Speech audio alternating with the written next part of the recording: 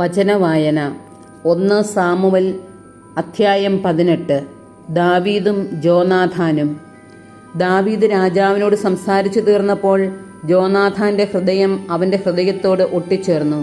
ജോനാഥാൻ അവനെ പ്രാണതുല്യം സ്നേഹിച്ചു. സാവൂൾ അവനെ പിതൃഭവനത്തിലേക്ക് തിരിച്ചയക്കാതെ അവിടെ താമസിപ്പിച്ചു. ജോനാഥാൻ ദാവീദിനെ പ്രാണതുല്യം സ്നേഹിച്ചതിനാൽ അവനുമായി ഒരു ഉടമ്പടി ഉണ്ടാക്കി.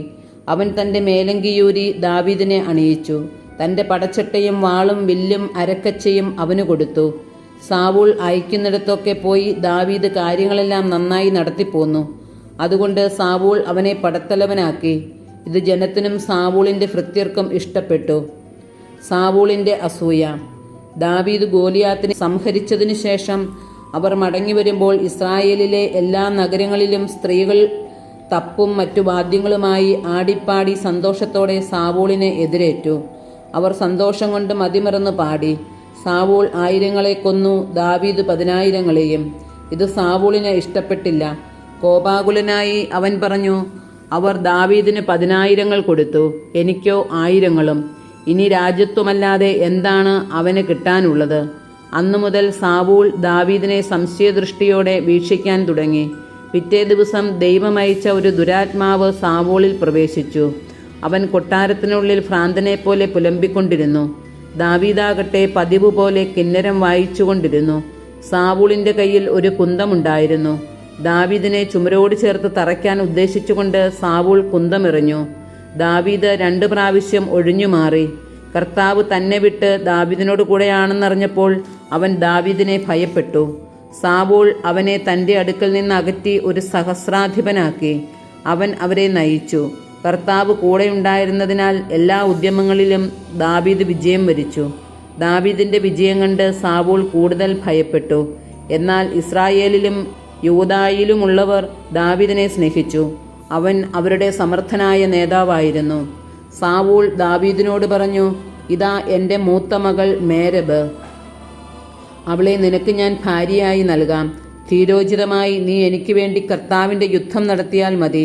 തൻ്റെ കൈയല്ല, ഫിലിസ്ത്യരുടെ കൈ അവൻ്റെ മേൽ പതിക്കട്ടെ എന്ന് അവൻ വിചാരിച്ചു. ദാവീദ് സാവൂളിനോട് ചോദിച്ചു, രാജാവിൻ്റെ ജാമാതാവാകാൻ ഞാൻ ആരാണ്? ഇസ്രായേലിൽ എൻ്റെ പിതൃഭവനത്തിനും ഉറ്റവർക്കും എന്ത് സ്ഥാനമാണുള്ളത്? എന്നാൽ മേരബിനെ ദാവീദിന് ഭാര്യയായി കൊടുക്കേണ്ട സമയമായപ്പോൾ സാവൂൾ അവളെ മെഹോലാത്യനായ അദ്രിയേലിന് നൽകുകയാണ് ചെയ്തത്.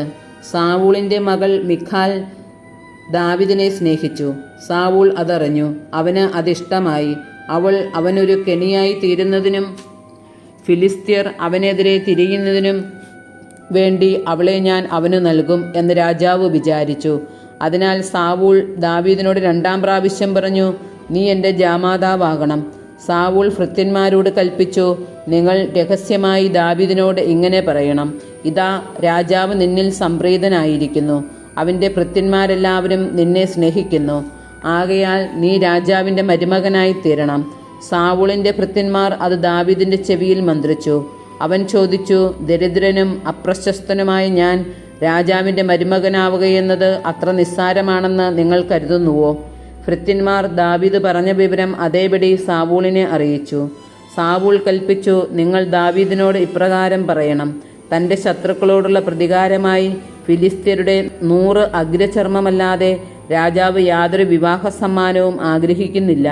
അങ്ങനെ ദാവീദിനെ ഫിലിസ്ത്യരുടെ കൈകളിൽ അകപ്പെടുത്താമെന്ന് സാവൂൾ വിചാരിച്ചു. ഭൃത്യന്മാർ ദാവീദിനെ ഇത് അറിയിച്ചപ്പോൾ രാജാവിൻ്റെ മരുമകനാകുന്നത് അവനിഷ്ടമായി. നിശ്ചിത സമയത്തിനുള്ളിൽ ദാവീദ് തൻ്റെ പടയാളികളോടൊത്ത് പുറപ്പെട്ടു ചെന്ന് ഫിലിസ്ത്യരിൽ 200 പേരെ കൊന്നു. രാജാവിൻ്റെ മരുമകനാകുന്നതിനു വേണ്ടി അവൻ അവരുടെ അഗ്രചർമ്മം രാജാവിനെ എണ്ണിയേൽപ്പിച്ചു. സാവൂൾ മിഖാലിനെ ദാവീദിനു ഭാര്യയായി കൊടുത്തു. കർത്താവ് ദാവീദിനോട് കൂടെ ആണെന്നും മിഖാൽ അവനെ സ്നേഹിക്കുന്നെന്നും കണ്ടപ്പോൾ സാവൂൾ അവനെ കൂടുതൽ ഭയപ്പെട്ടു. അങ്ങനെ അവൻ ദാവീദിൻ്റെ നിത്യശത്രുവായി. ഫിലിസ്ത്യ പ്രഭുക്കന്മാർ യുദ്ധത്തിനു വന്നു. അവർ വന്നപ്പോഴൊക്കെ സാവൂളിൻ്റെ സകല ഭൃത്യന്മാരെയുംകാൾ ദാവീദ് വിജയശ്രീലാളിതനായി. തന്മൂലം അവൻ്റെ നാമം വിശ്രുതമായി തീർന്നു.